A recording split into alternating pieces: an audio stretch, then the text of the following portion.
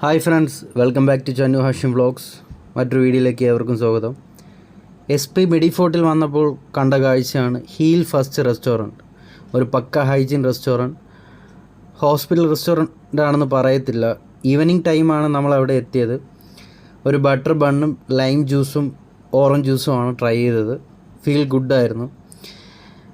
എല്ലാത്തരം food menu ഇവിടെ available ആണ്. ലൊക്കേഷൻ വരുന്നത് SP മെഡിഫോർട്ട് ഈഞ്ചയ്ക്കൽ.